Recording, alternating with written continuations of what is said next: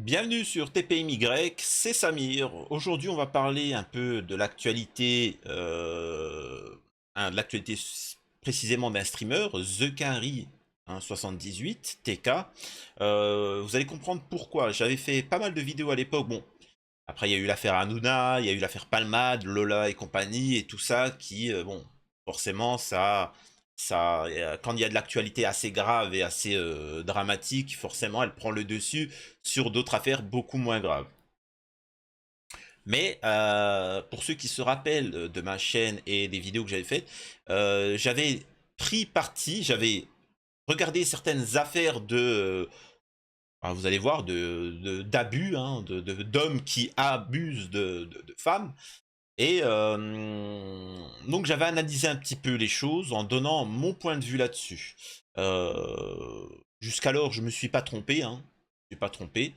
Donc coucou à Léon et à d'autres qui ont été accusés injustement. Et au final, la justice a prouvé certaines choses, mais bon, c'est comme ça. Alors, vous allez comprendre un petit peu. Alors, je vais lire l'article et on en parle juste après.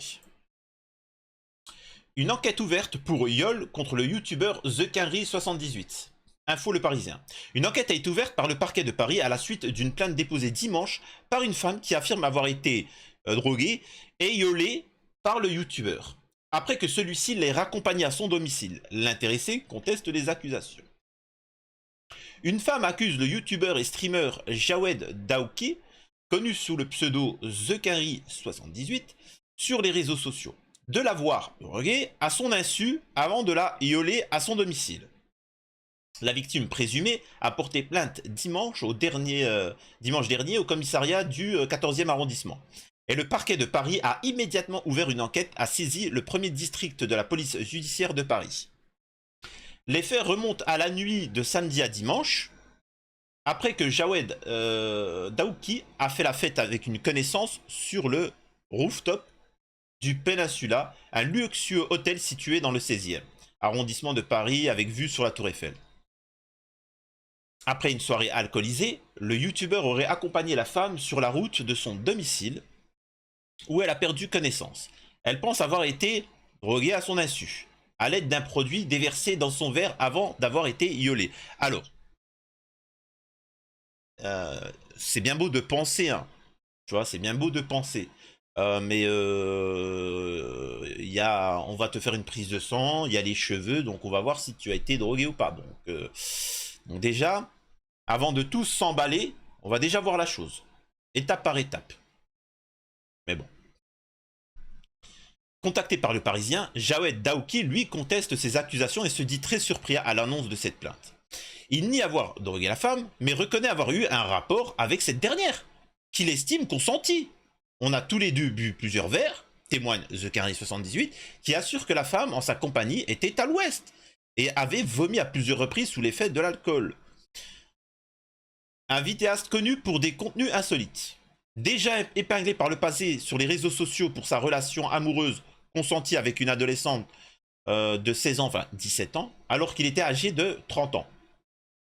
Jawed Daouki se dit prêt à toute confrontation avec les services de police. Il y avait des témoins, je fréquente très souvent cet hôtel, ajoute-t-il. Actif sur YouTube depuis plus de 10 ans, TheQuinry78 s'est fait connaître pour ses vidéos insolites de lui en train de déguster des tacos ou des hamburgers en compagnie d'un ami à lui, face à caméra. Sa chaîne à ce jour compte cumule plus de 3,8 millions d'abonnés et près de 1,5 milliard de vues. Il a récemment bifurqué vers la plateforme Twitch où il organise des streams, c'est-à-dire des captations en direct des jeux vidéo à destination d'1,8 million d'abonnés, bla bla bla bla. Cette plainte contre TheQuinry s'ajoute à une longue liste de dénonciations de violences dans le monde de YouTube, souvent regroupées sous le hashtag balance ton youtubeur.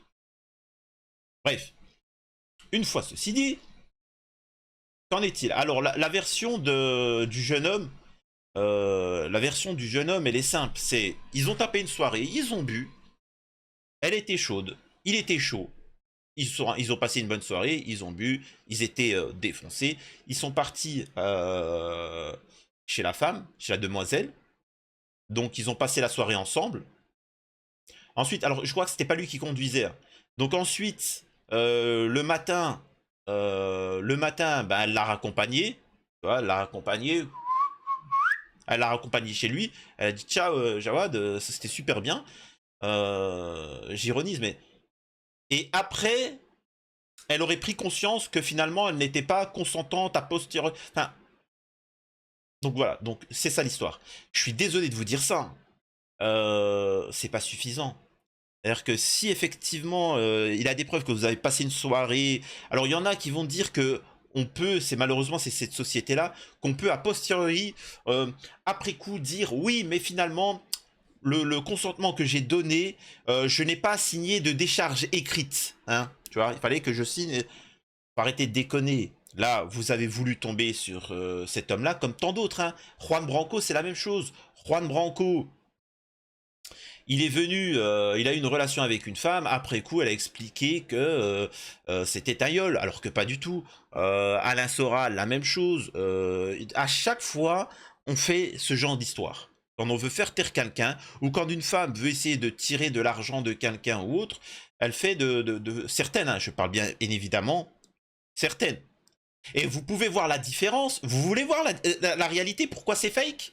Quand on tombe sur la personne, sachez que c'est fake, hein. C'est une règle. Vous savez, il y a la règle de 3. Mais quand dans les médias, il tombe sur quelqu'un, cherchez pas, il est innocent. Par contre, c'est bien beau, parce que j'entends des gens dire, oui, mais The Quinry, d'accord. Et Darmanin, on en a où, là? On en a où, là, avec Darmanin? Tu vois? On en est à où avec tous ces membres du gouvernement qui ont des plaintes au cul et qui sont encore tous là, en place et qui vous emmerdent? Dites-moi, on en a où? Morandini, on en a où là? On en a où Morandini? J'aimerais savoir, Morandini, il a toujours sa chaîne YouTube ou pas? Parce que The Carry, ils lui ont fait fermer sa chaîne Twitch, oui, en fait son travail, ce qui n'a strictement rien à voir, hein. C'est-à-dire qu'il peut avoir fait une bêtise, il peut être condamné, c'est quoi le rapport avec son travail? Bref. Donc ce que je veux dire par là, c'est que c'est que Morandini, il est où? Hanouna qui a fait des trucs hardcore avec ses chroniqueuses. Dites-moi, c'en est à où? Rien du tout. Et vous êtes des fans zouz. Par contre, quand The Quinry tape une soirée avec une femme, il boit et machin, etc., il se retrouve avec, il a un rapport, et le lendemain, il dépose, et puis ça, The Quinry pourra le prouver, hein, il a les messages, il a le truc, il y a les caméras, il y a le machin. La femme le dépose, hein, 20 minutes après, elle part pour déposer plainte. Un peu particulier quand même tout ça. Enfin, vous verrez.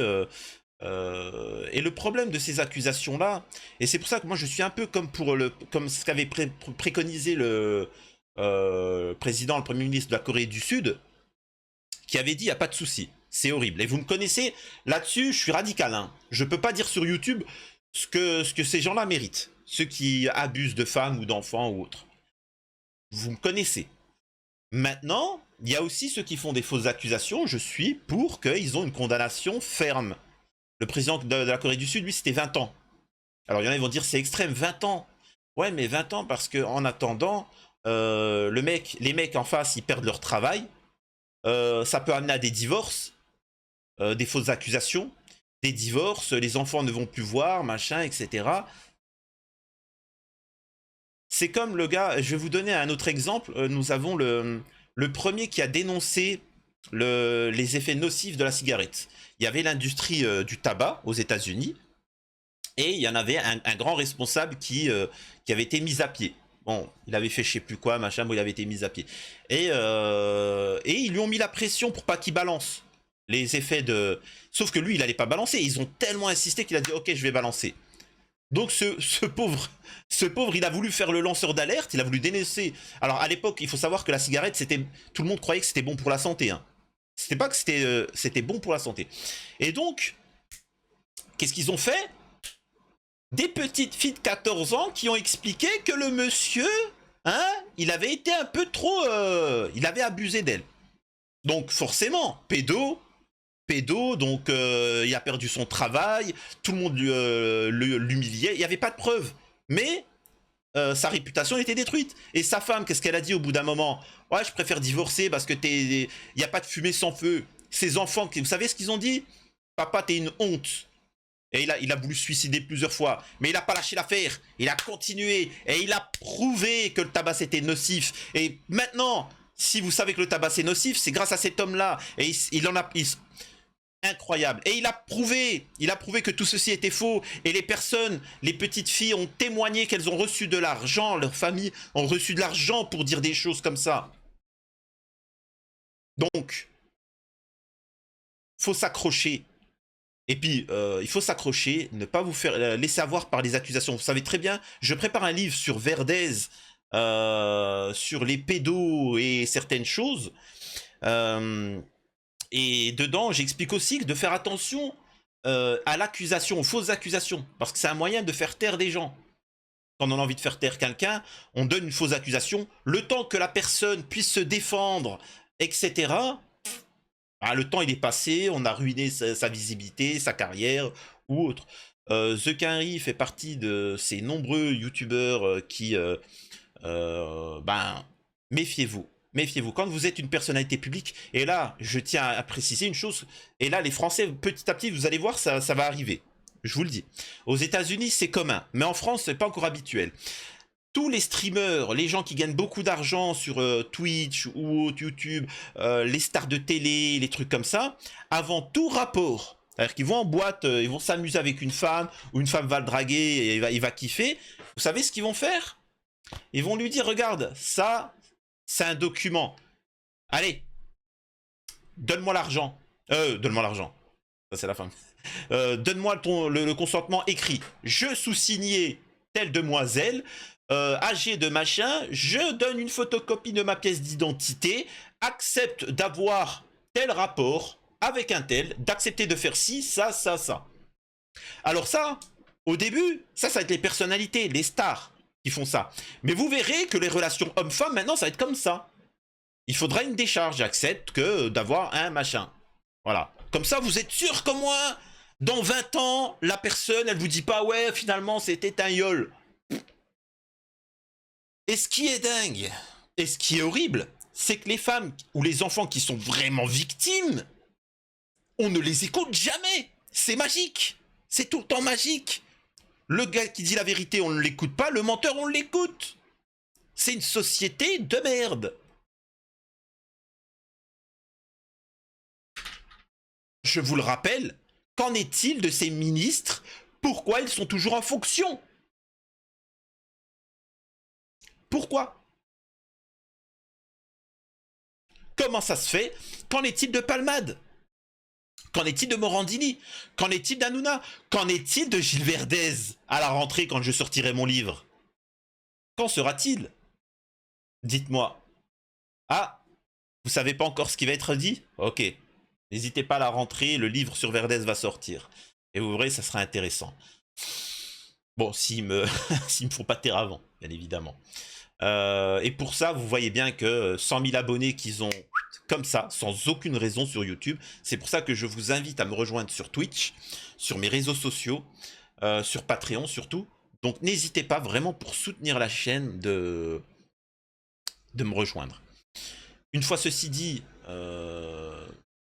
là je rappelle que le lundi, mercredi et vendredi, je suis en live sur Twitch où vous pouvez participer. Donc voilà, je pense avoir tout dit. C'était une petite actualité comparée à d'autres. N'hésitez pas à laisser un commentaire sur ce que vous pensez de cette histoire. Et voilà, on se retrouve une prochaine fois sur TPMY.